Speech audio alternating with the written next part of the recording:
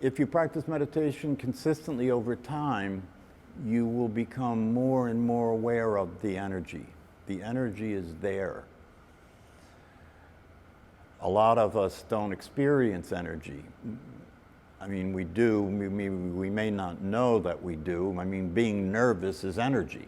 You know, being anxious is energy. When you're anxious, it's energy bubbling up against the resistance. You know, anxiety is energy bubbling up, nervous energy bubbling up from the nervous system against resistance. You know, the muscles are tight. And we call this armoring, psychologically, armoring. The body's armored. It's tight. And so when energy tries to move, and when energy bubbles up, if the body's contracted, it causes pressure, right? And we experience nervousness, headaches, right? Contraction of the blood vessels and so forth. And this is affecting the entire body, not just if you get a headache, it's an indication that there's contraction occurring and it's affecting the entire body. So my answer to your question is yes, but it depends on how practiced you are, how aware you are of the subtlety of it all. You know, because if you practice meditation consistently, one of the things that will naturally occur is the awareness that you are will start to be there more. The awareness that you are, you'll be more aware of being aware. You'll be more aware that that awareness is the essence of your being. You'll experience what it's like to be you as the awareness. That's the goal, to realize the truth, right? So that the suffering can stop, you know. That's, the life that most people are living is a mental condition and an emotional condition playing out in a nervous system and a physical body. And it's not a good situation, you know, to be constantly reacting, constantly on the defense, constantly on the offense,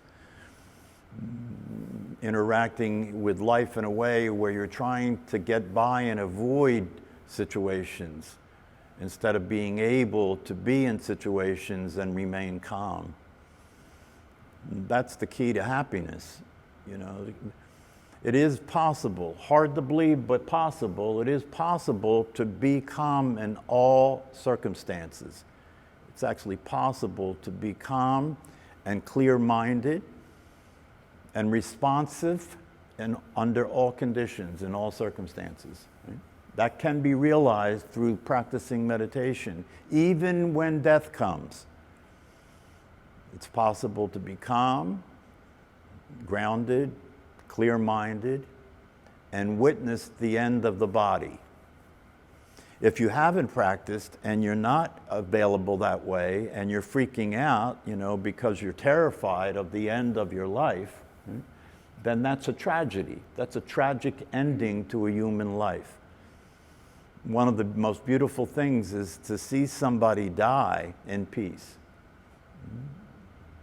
But the way to die in peace is to learn how to rest in peace while you're alive, so that when death comes, it's just another circumstance. Isn't it the case that, you know, we wake up in the morning and we go through the day dealing with circumstances, right? You know, we try and look at the day, we try and look forward in our lives with an optimistic view, right? But it never works out. Circumstances are unpredictable. And yet, even though circumstances are clearly unpredictable, and that's evident to be seen, right? Circumstances are unpredictable, we still maintain this idea that they should be predictable. That's called insanity. You know, to expect something that is unstable to be stable is to be unrealistic. You know, to be dreaming, to be thinking things should be different than they are, is a misunderstanding about the truth. So when you practice meditation, one of the things that happens is you start to experience the fact that the awareness that we are is undaunted. The awareness that we are is unaffected by the circumstances. It's never affected by the circumstances. You can check it out. When you're the craziest, when you're the angriest, when you're the most afraid, if you can remember, look to see if the awareness is suffering. The awareness never suffers. The awareness is just here.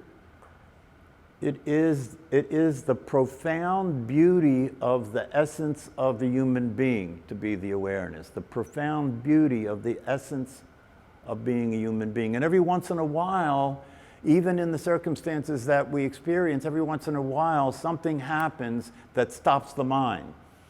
You know, it may be, you know, you wake up in the morning and you go outside for some reason and the sky is pink, you know what I mean, and everything is quiet, right? And just for a few moments, your mind stops, right? And you experience being there in your life, being there in the world. And you experience the profound beauty of your existence and the profound beauty of the life you're experiencing, the world that you're in. And then the mind starts back up again, you know, and you go right back into the worry or the concern that's common to the way that we experience everything. So what we're talking about here is to increase the number of mind stops, you know. By practicing meditation, you start to get access to the stillness. Increase the number of mind stops. I mean, you can intentionally do this, you know, you can intentionally be this way in your life once you get the hang of what this is all about. You want to get yourself into relationship with the truth. You know, most people start out, you know, most people are living life in the middle of a confused reality. They're living life not in relationship to the truth, but in relationship to their conditioning. And that's not the truth. In relationship to their beliefs, and that's not the truth. Right? And that conditioned state and that state of beliefs and all that material from your past that keeps trying to have you repeat it, right, is what's causing the suffering that goes on in life, the tension, the worry, the contraction, the reaction, you know. And it becomes so worrisome, it becomes so, the stress becomes such a weight, right, that we start to seek ways of getting out from under the weight, you know, just want to get out from under the weight of it all. And that leads people into bad places, you know. You can use substances to escape from the weight of it all. You can use things that appear to be, the worst forms of addictions are the addictions that are socially acceptable. And they're not even considered addiction. I mean, the worst addiction for human beings of all is thinking. And that's not considered an addiction at all. It's considered something that's valuable. It's bass backwards, you know, it's bass backwards. What we're talking about here is starting to pay attention. So you can realize that there's only a limited percentage of the time that your thinking is worth acting on or speaking. There's only a limited amount of time. The brain scientists say that it's at least close to 50% of the time, probably more, right, that the activity that's going on in your mind is crazy. It's just crazy stuff, crazy thoughts, reactive thoughts, fueled by emotion, you know, fueled by the frustration or fueled by the annoyance. Life is annoying. People are annoying. And then we tell stories to each other about it, right? Our personalities are a conspiracy. You know, we get together and share our war stories about our lives, you know. Oh, did you hear what happened? Right? This is the traffic. This is how we traffic in our lives, through these stories and these conversations back and forth with one another about what? About how terrible it all is. It's awful. It's awful, right? So this is a possibility to come out of that condition and start to experience what the real opportunity that life is. It's a as my teacher says, it's a very temporary affair, right? In reality, the truth is you have a very brief opportunity here to take advantage of being alive. That's the truth. You have a very brief, and for those of us who are older, you know how true that is. You have a very brief opportunity here to take advantage of being alive. And most people miss it. Most people's body go into the ground or get cremated and they have never been here at all. They've been dreaming. They've been experiencing a dream life, the life of the personality, the life of the conditioning, the life of my beliefs. And it's a survival operation. You know, the most important thing is to get through it all, isn't it? And that's why I give a lot of you guys a lot of credit, because, you know, if you're going to walk this walk, if you're going to travel this path, you got to have some guts. You got to have some audacity, you know, because when the mind starts getting stimulated, right, starts running its negativity, right, it's going to aim it at you just as quick as it's going to aim it at anybody else, right? So you'll find yourself being beaten up by your mind. And if you don't know how to deal with that, you know, it's going to be an uncomfortable situation, and you may get lost. You may get confused and get lost, and and all of a sudden, you know, decide that meditation is the enemy. Right? So you have to, and this is one of the reasons why to have the 3 gems is critical in the process. To have a community that you can depend on, to have a teacher you can depend on, and to have a teaching you can depend on. And it's actually a matter of coming to the understanding, the realization. You don't have to talk your personality out of its programming, right? It's much easier to realize you are your personality. The awareness is the personality in drag. The awareness is the personality suffering from a confused state. That's all. It intended to lose its identity. The awareness intended to forget its true nature in order for you to have a human life. It couldn't have it any other way. The awareness is formless. The awareness is timeless. The awareness isn't separate from reality. The awareness and reality are the same thing. It's called non-dualism, right? So it's not a matter of talking the personality out of being the personality. It's a matter of understanding the personality is your child. When you wake up, the personality is your child. Douglas Harding, a famous person who discovered a lot of ways to experience the truth, when he woke up, he called himself Little Douglas. Right? And he could tell you about Little Douglas, what Little Douglas likes, what Little Douglas wants, what Little Douglas is doing, right? But he wasn't being Little Douglas. Little Douglas was a child that still lives within his system. You know, in the past, I forget, there was a big fashionable thing not that long ago about the inner child stuff. Yeah, in psychology, everybody was into John Bradshaw, you know, working with the inner child, right? It's the same thing. They were just talking about the same thing, but in this case, that's why I say that if you practice meditation consistently, it's a psychotherapeutic process. Why? Because if you wake up, you understand you have this personality that's still operating with a child's emotions. It's still operating with a child's beliefs, a child's fears, right? And it's using an adult body to do that stuff. That's dangerous. So you have a little child now, and you start to pay attention to that in terms of, you know, what are the feelings, what are the fears about? You know, what are these thoughts about that make me want to isolate myself like a child? You know, or what are these thoughts and feelings about that make me want to attack? You know, make me feel like people are threatening me and trying to hurt me, and I want to attack. I want to get back at them. This is all material from your conditioning, from your past experiences. Right? But if you wake up, you're a witness to the material instead of acting it out. That's a big difference, right? Ask my wife. And so you can depend on this if you practice meditation and you really commit yourself to learning about the truth, so you make it yours. It's not something that you enjoy coming to the class to hear about. It should be something at some point that you could teach. It's something at some point that you could talk about with authority, because you've been paying attention and you understand your true nature, and you understand the true nature of a human life and the true nature of reality. And you want to get to a place where you're clear enough about the truth that you can live with it every day, be aware of it every day, be watching it in relationship to the way you're being all the time. Yeah? So that you can be in a rehabilitative process. You have to rehabilitate your true nature. You have to get the personality to understand that there's nothing to be afraid of. Its true nature is peace. Its true nature is happiness. Its true nature is satisfaction. But the personality is still operating as a conditioned experience of a separate self. And so you have to gently bring it into alignment with the truth. You have to have compassion for you. This is why well-being is so important, because until you can experience it for yourself, you can't relate to anybody from it. Until you can experience well-being yourself, you'll hope that other people treat you better. But when you experience well-being for yourself, you have an experience that you can share.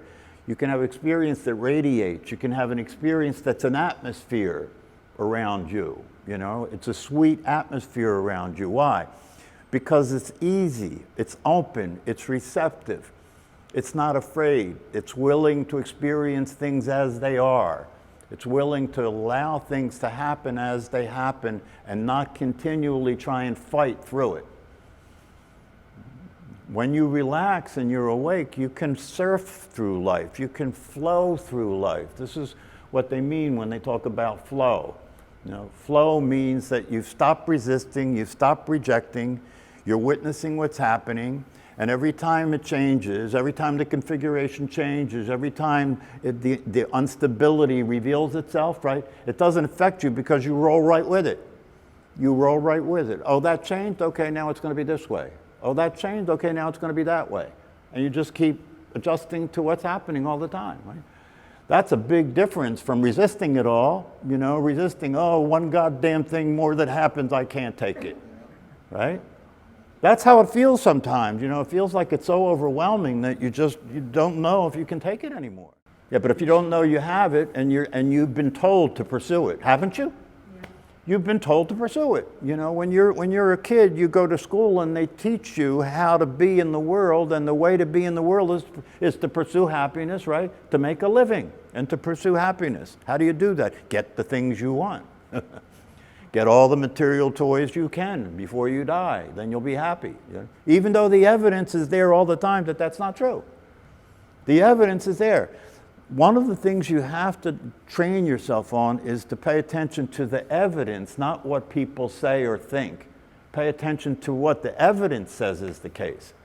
Then you're on solid ground, right? And the evidence says that human beings are crazy. It says it very clearly. There's no mistake about it. All you have to do is watch the news, or all you have to do is walk around and just listen to people talk. You know, they're telling each other tragic stories. They're complaining to one another. They're trying to be in control. You will never, ever, ever, ever, ever be in control. It's impossible to be in control. There's nothing to control. If you're flowing with life, there's nothing to control anymore. You know, you're just an active part of the way things are happening. One of the things that's a lull it's a behavioral lull, and if you could keep this in mind, it can be very, very powerful, right? This is the secret of behavior. I'm a psychologist. I'll tell you the secret of behavior, right? How can you change your behavior? By knowing the secret of behavior. And the secret of behavior is what causes your behavior is how everything occurs to you, isn't it? Isn't that what causes it? The way you treat another person is how they occur to you. And if the way they occur to you changes, the way you relate to them is different. And when you wake up, everybody changes. The whole world changes. All the people that were your enemies aren't your enemies anymore because they occur to you differently. They occur to you to be the same as you. They occur to you to be identical to you. And when you have that experience, that you don't have to worry about the 10 Commandments anymore. When you have that experience, you don't have to worry about keeping yourself from killing anybody because it's the first commandment, thou shalt not kill. You can't do it. You can't do it because to kill another human being is to kill yourself. You can't do it. And you look at what's happening in the world now and you see the tragedy of people killing themselves. People believe they're separate and different from each other, and so they kill each other, but they're only killing themselves. And that's tragic. It's a tragedy. It's a tragedy. So when you wake up, you don't have to follow the 10 Commandments. When you wake up, that's your natural way of being. You know, not to take something that's not yours, not to kill another human being, you know, not to violate your agreements with other human beings, whatever those agreements may be. You understand this because you understand if I live my life this way, my life will work. You have a direct experience that that's the truth. You're not following the law anymore. Do you understand? You're not afraid of breaking the law anymore. You're afraid of breaking your own laws. You're afraid of breaking the laws because you understand that the real laws, the laws that are most important, are the laws that govern the way things happen. That's why I say, if you want to understand the source of behavior, start Start practicing noticing the way things occur for you, the way other people occur for you, the way you occur for yourself, the way the world occurs for you, the way your parents occur for you, the way your children occur for you, right? Start allowing yourself to pay attention to how those people occur for you, because that's going to determine your behavior. You know, when one of my teachers was teaching this, he used to pick up a water bottle. I think I did this once here with you. Didn't I throw the water bottle at you? Yes. Yeah. He used to pick up a water bottle and just throw it at somebody in the group, and the person would go like this, right? And he would say, "See, it's the way it occurred for them. That's what caused their behavior." It's just a demonstration of that, right? But that's the way it's going all the time. If you really watch yourself, everything you do is a function of the way things are occurring for you. And if you're awake, the way things are occurring for you is not mitigated by your thinking and your emotions. You can see it clearly. Yeah? But if it's mitigated, if you can't see it clearly because you think it's a certain way, right? Then the way it's occurring you is determined by thinking. If you're looking at something and the way it's occurring for you is determined by your emotions, right? I'm angry, so I see it through angry glasses, right? Then the way it's occurring for you is being mitigated by the emotion and by the thinking activity. That explains why human beings are their own worst enemy. Until you wake up, it is the law. Until you wake up, it is the law, just like gravity, that you cannot act in your own best interest. You can't do it. You can't do it. Because the way you occur for yourself is unstable, isn't it? You know, if you pay attention to your thought activity, you realize, I can't trust that. If you pay attention to your emotions, you realize, I can't trust that. That's changing all the time, right? And somebody does something that pisses me off because of something that happened to me 32 years ago. That's dangerous, right? So if you keep coming to class, I'll scare you into meditation. You should be afraid not to meditate. You really should. Because if you don't meditate, your life is going to be an automatic process, right? And you won't be there for it. You won't be there for it. You'll be living in a dream in your head the whole time, right? And then the body will die and that'll be the end. You weren't there. If you wake up, you start to realize what a precious gift the experience of being alive is. And as my teacher said, it was fulfilled when you took your first breath. In order to experience a human life, you have to take form. And when you take form, it's a personality. In the beginning, in the primitive time, right, we were less crazy. We're less crazy than we are today because we were busy surviving all day long.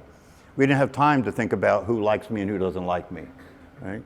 Yeah, because it's pre-personality. It's pre-form.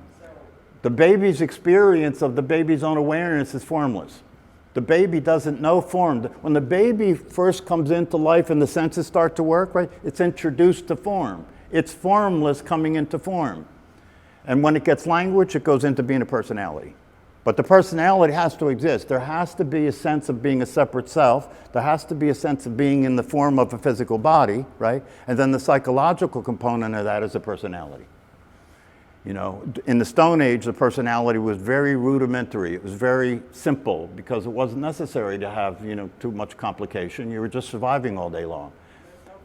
Now, no self. And now it's the opposite. You don't have to survive, right? So you can be a personality all day long. That's worse.